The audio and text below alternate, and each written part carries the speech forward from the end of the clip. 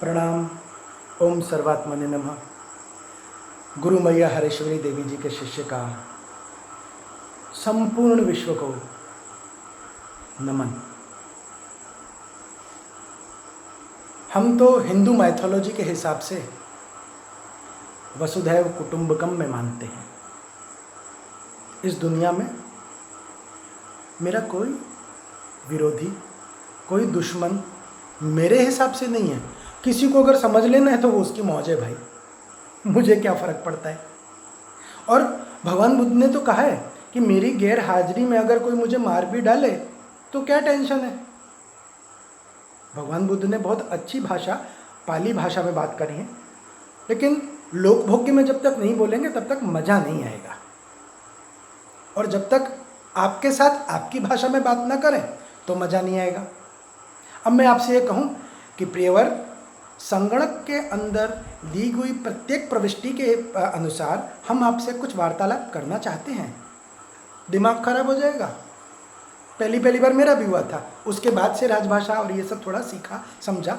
लेकिन हाँ, इसको ये बोलेंगे कंप्यूटर में से बहुत सारी माहिती मिली, मज़ा आ गया, और उसकी जो चीज़ें हैं वो शेयर करने की इच्छा होती है। आपने सुना है अच्छी तरह से, सुजलाम सुफलाम शस्य श्यामलाम मातरम वंदे मातरम। अगर कोई बोले नहीं सुना है तो कोई बात नहीं, हो सकता है नहीं भी सुना हो, तो YouTube खोलना, सुजलाम सुफलाम लिखना और उसको सुनना। अंदर अच्छा लगेगा। अच्छा इसलिए लगेगा क्योंकि आनंद मठ का दिया हुआ एक गान है। बहुत सहजता, बहुत सरलता से बातें चल रही हैं। लेकिन आपको एक चीज़ बता दूं, साधु का अर्थ है सज्जन। और सज्जन, ऐसा कहूँ ना, सज्जन को जब तक उंगली ना करो ना तब तक वो सज्जन है।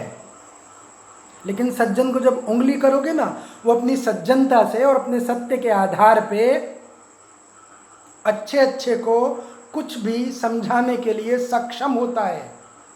रिपीट करता हूं, साधु का अर्थ होता है सज्जन और सज्जन होता है सक्षम। तीनों सा हैं, सज्जन, साधु और सक्षम। आगे बढ़ते हैं। आपको शायद पता हो या ना पता हो, मुझे फर्क नहीं पड़ता, आज पता चल जाएगा। भारत की आज़ादी का बीड़ा सबसे पहले उठाया था आनंद मठ ने।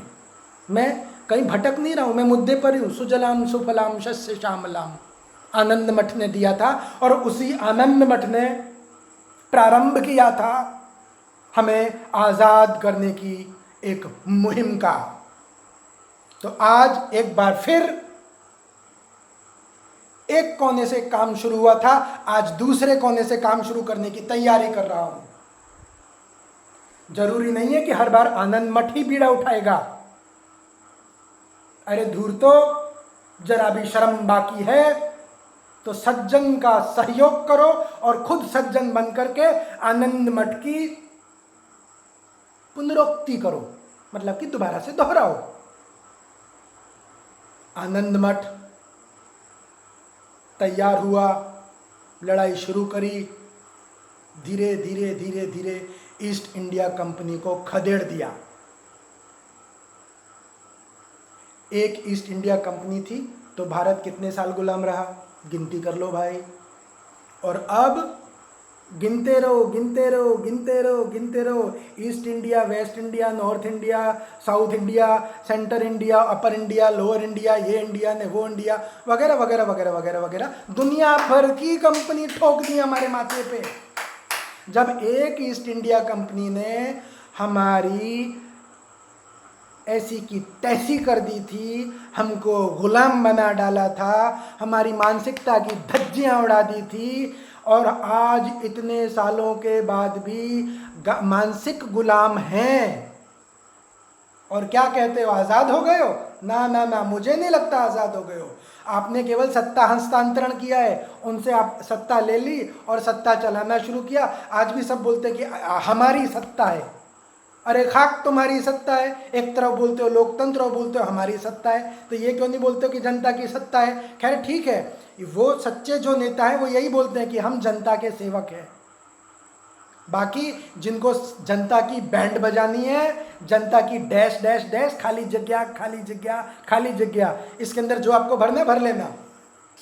कि साधु की तरीके से मैं क्या क्या भरूं भाई? अब कुछ तो आप भी तो करो। इतना बोल रहा हूँ, गला फाड़ रहा हूँ, तो आप भी कुछ भरो। वो खाली जगह में आप आपके हिसाब से भर लेना। अब मैं कहता हूं, एक बार फिर जरूरत है चंद्रगुप्त की, एक बार फिर जरूरत है आनंद मठ के साधुओं की। तो कोई जरूरी नहीं है कि तीर का अंगूठा लेकर या तलवार लेकर के भगवाधारी आएंगे। नहीं नहीं नहीं नहीं नहीं, first class up to date guns लेकर के मेरे साथ 3 पीस में, 2 पीस में और जीन्स पैंट में, और ज़रूरत पड़े तो जिस तरह की पोशाक हमको तैयार करनी पड़े उस तरह की पोशाक। नहीं तो फिर लास्ट में हमारे नागा साधु तो है ही, हमारी नागा फोर्स तो है ही। एक बार हमारी नागा फोर्स को छूट दे दो, हम जाके इन चीनी फौजियों के कपड़े भी खींच लाएंगे। उनकी क्या औकात है, गारंटी है, पक्की गारंटी है। लेकिन जब तक हम चुप हैं, इसका मतलब ये नहीं है कि हम कायर हैं। मेरा भारत जब तक चुप है तब तक ये मत समझना दुनिया के कोई भी लोगों और भ्रष्टाचारियों कि हमारा भारत कायर है। जिस दिन उठ गया, फिर से बोलता हूँ, सोते हुए शेर को आराम से सो रहा है तो सोने दो। पाछू कहूँ छू, आंगળી करता नहीं तो आखू हाथ खाई जासे, अने हाथ तो हाथ सीना फाड़ करके खा जाएगा, और जितना भी भ्रष्टाचार किया है उसको तहस नहस कर देगा।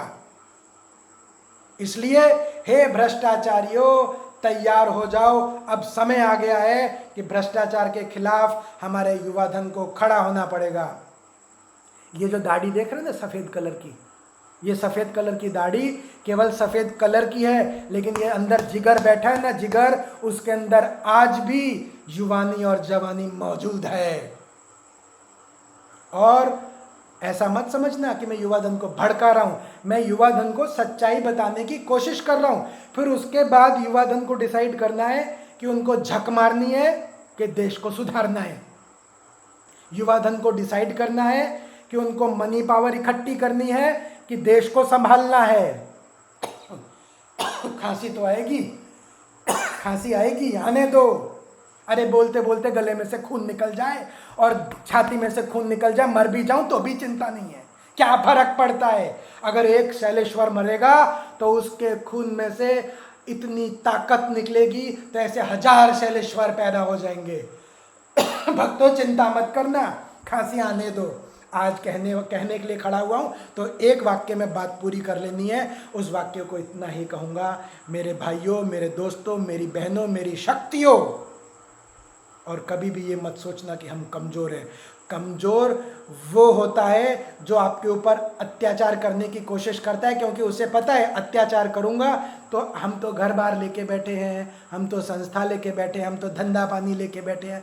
अरे यार वो तो लुक्खा है, उससे क्या पंगा लेना, वो तो गुंडा है, उससे क्या पंगा लेना। बस यही जो मानसिकता है, यही मानसिकता में एक गुंडा 100 व्यापारियों पर भारी पड़ता है। जिस दिन 100 व्यापारी जूता लेके खड़े हो जाएं और उस गुंडे के सिर पे एक एक जूता भी मारे ना भाई, उसके सिर पे एक बाल तो नहीं रहेगा, लेकिन मैं बोलता हूँ 100 जूते के सामने 100 पीढ़ी तक गंजे पैदा होंगे। और करके देख लेना, एक बार करके तो देखो। करोगे नहीं तो होगा कैसे। खैर, आक्रोश आए उससे पहले मुझे लगता है कि मुझे मेरी वाणी को विराम देना चाहिए। सभी भारतवासियों को मेरा प्रणाम, मेरा सर्वात्मने नमः और मेरा सलूट एक फौजी के बच्चे का और एक 1 मैन आर्मी के गुरु का। जय सिया राम, हर हर महादेव, जय परशुराम।